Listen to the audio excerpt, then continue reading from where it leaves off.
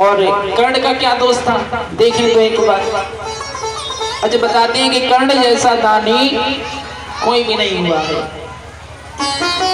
अर्जुन की पताका पर हनुमान जी और भगवान श्री कृष्ण सारथी के रूप में विराजमान थे ना। तो दोनों ही लोग बड़े उच्च कार्य करने वाले हनुमान जी और भगवान श्री कृष्ण साक्षात विष्णु भगवान। एक दिन क्या हुआ कि कर्ण से अर्जुन का युद्ध चल रहा था। तो अर्जुन जब बाण चलाता तो कर्ण का जो रथ था वो 60 कदम पीछे की ओर चला जाता, और जब कर्ण बाण चलाता ना तो अर्जुन का रथ कितने कदम पीछे जाता? केवल 3 कदम।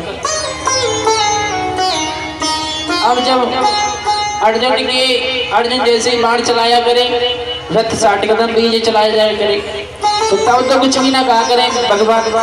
और जैसे ही कर्ण बाणों को चलाए और 3 कदम पीछे चले जाए तो वाहवाही करें कर्ण की। तो अर्जुन को बड़ा ही बुरा लगा, बोले प्रभु ये आप क्या कर रहे हैं और ऐसा क्यों कर रहे हैं? मैं तो 60 कदम पीछे भेज रहा हूँ, मेरी तो बड़ाई बढ़ाओ कर रहे हैं। वो 3 कदम पीछे भेज रहा है तो भी उसकी बड़ाई।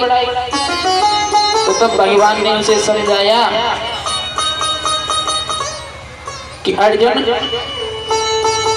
एक बार मैं तुझे दिखाता हूँ कि कर्ण में कितना बल है। आज स्वयं उतर जाते हैं और हनुमान जी जो पताका पर विराजमान थे ना, उनसे कहते हैं कि थोड़ी देर के लिए अर्जुन के रथ से अलग हो जाइए। आज अर्जुन के रथ से जैसे ही अलग हुए और कर्ण ने बाण चलाया तो आकाश में चला गया अर्जुन का रथ, दिखाई नहीं। तब उस शक्ति को पहचाना भगवान की कृपा से। कर्ण जब मारा गया, न मारा और न जिंदा अधमरा हो गया, तब अंत में भगवान गए हैं। भीष्म पितामह को बावन दिन तक इंतजार करना पड़ा कि भगवान आएंगे और मुझे दर्शन देंगे, लेकिन जैसे ही कर्ण अधमरा हो गया तो भगवान तुरंत पहुंच गए उसके पास अर्जुन को लेकर। बोले अर्जुन आज तुझे मैं कुछ दिखाता हूँ। बोले क्या दिखाएंगे प्रभु? तो आज अर्जुन को लेकर भगवान चले जाते हैं, और जैसे गए जाने के बाद में अर्जुन को दिखाया। भगवान कह रहे हैं कि कर्ण मुझे तुझसे कुछ चाहिए। तो कर्ण बोला कि प्रभु मैं अब तो देने की स्थिति में नहीं हूँ, अगर मैं देने की स्थिति में रहा तो आप जो मांगेंगे मैं दे दूँ, और वैसे भी मेरे पास तो है ही क्या। तब भगवान ने कहा है कि मुझे सोना चाहिए। बोले प्रभु मेरे पास तो सोना है भी नहीं। आज भगवान दिखा रहे हैं, देख अर्जुन देख, ये देने की भी स्थिति में नहीं है और फिर भी कह रहा है कि अगर मैं सक्षम रहा तो जरूर दूंगा। आज भगवान बोले कि मुझे तुमसे थोड़ा सा सोना चाहिए। बोले प्रभु मेरे पास तो सोना है नहीं। बोले कि तुम्हारे दांत में जो लग रहा है ना उसे दे दो। आज कर्ण ने कहा प्रभु मैं उठ तो नहीं सकता, लेकिन जो पत्थर दिख रहा है ना उसे दे दो मुझे, जिससे कि मैं अपना दांत तोड़ के आपको दे दूं। आज भगवान ने वो पत्थर उठाया, न मरा हुआ है न जिंदा है, अधमरा है, बाण लगे हुए हैं, रक्त बह रहा है, और इसमें भी क्या कह रहा है कि मुझे वो पत्थर उठा के दे दो। भगवान ने दिया है पत्थर, और जैसे ही मारने के लिए हुआ तुरंत भगवान ने रोक लिया। बोले कि बस कर। आज भगवान उसे देखकर रोने लगे और बोले कि कर्ण तुझे आज जो कुछ भी मांगना है तू मांग ले। तब कर्ण ने कहा है कि प्रभु मेरा अंतिम संस्कार ऐसी जगह पर करना जहां पर आज तक किसी का भी अंतिम संस्कार ना हुआ, और ऐसी कोई भूमि नहीं है जहां पर किसी का अंतिम संस्कार न हुआ होगा, क्योंकि यहाँ पर हजारों वीर मारे गए, हजारों पुरुष मारे गए, नारियां मारी गई, तो उन सभी का अंतिम संस्कार हर एक जगह पर हुआ है। भगवान को कोई भी ऐसी जगह नहीं मिली कि जहाँ पर कर्ण का अंतिम संस्कार कर सके। दो ही लोगों का अंतिम संस्कार किया है भगवान ने, या तो जटायु का या कर्ण का। अपने हाथों में उठाया उसके शरीर को, और मैं तो यहाँ तक कहता हूँ कि हाथों से नहीं, अपने हाथों में ही कर्ण का अंतिम संस्कार किया है, क्योंकि कोई भी ऐसी जगह नहीं थी जहाँ पर भगवान उसका अंतिम संस्कार कर सके। कर्ण का अपने हाथों में अंतिम संस्कार किया और अपने हृदय में उसकी ज्योति को धारण किया है। ऐसा दानी आज तक ने हुआ है न होगा।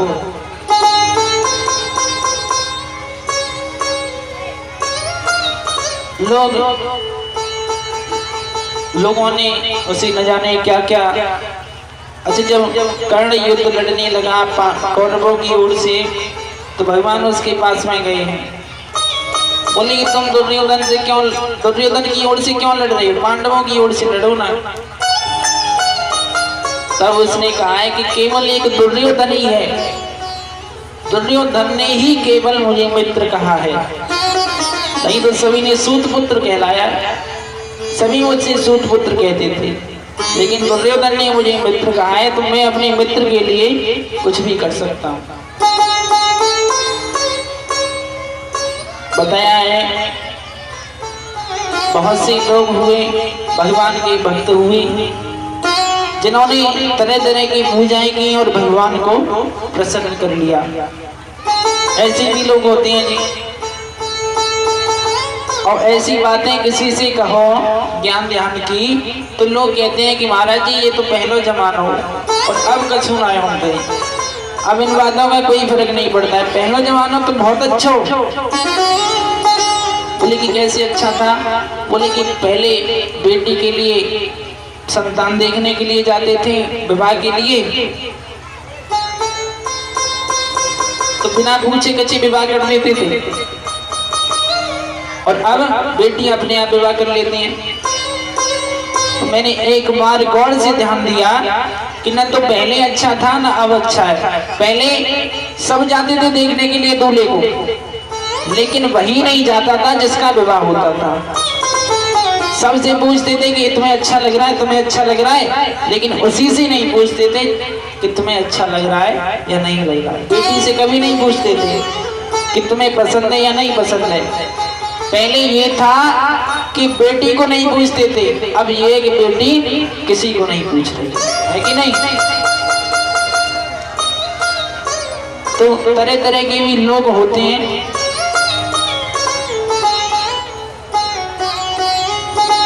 महाभारत और रामायण ये दोनों नारियों के पीछे युद्ध हुए हैं, और दोनों ही युद्धों में निर्दोषों की जान गई है। जिनका कोई कुछ भी मतलब नहीं था उनकी जान गई है। हजारों माताएं विधवा हुई हैं। तब भगवान ने कहा है अर्जुन से कि सुने अर्जुन प्रतिज्ञा मेरी, और यह व्रत तरहे न टारे, और हम भक्तन की भक्त हमारे। भगवान ने कह दिया कि मैं भक्तों का हूँ अर्जुन, और भक्त मेरे हैं, और मैं हर एक के हृदय में विराजमान रहता हूँ। मैं फिर से कथा पर आऊंगा, राम कथा पर। जब रावण का 33 बाणों के द्वारा उद्धार हुआ तो वो नीचे आ गिरा, अधमरा हो गया। तब भगवान उसके पास में गए हैं, लक्ष्मण जी को लेकर चरणों में बैठ गए और बोले कि महान रावण, हाथ जोड़कर, महान रावण हमें एक बात बताइए कि आप हारे क्यों? तो रावण बोला कि यही तो मेरी समझ में नहीं आया, मैं हारा क्यों? मैं सब चीज में आगे था, A to Z चीज में आगे था, लेकिन मुझे भी समझ में नहीं आ रहा है कि मैं हारा क्यों। बोले देखो, अगर तुम मेरी प्रजा में लगाओ तो बताया गया है कि 1 लाख पूत 1.25 लाख नाती रावण के घर में दियान वाली। मेरी तो 1 लाख पूत थे और 1.25 लाख नाती। ये तो मेरा खुद का खानदान था, और अगर प्रजा को लगाएंगे तो वो अलग। और तुम्हारी ये बंदर बानर जो किसी के भी नहीं होते कभी भी, वो तूने अपने कर लिए। तुम्हारी और मेरी क्या बराबरी थी? मैं महलों का राजा और तुम तपस्वी। यही तो मेरी समझ में नहीं आ रहा है कि मैं हारा क्यों। तब राम जी ने समझाया है कि रावण तुम धर्म की वजह से हारे, क्योंकि हमेशा जब जब युद्ध हुआ है तब तब अधर्म की ही हार हुई है और धर्म ने हमेशा विजय पाई है, इसीलिए तुम हारे। आज लक्ष्मण जी को 3 बातें बताई रावण ने। पहली बात बताई कि कभी भी अपने भाई का साथ नहीं छोड़ना चाहिए। मैंने छोड़ा विभीषण का साथ, मैंने उसे लात मार कर भगा दिया तो वो दुश्मन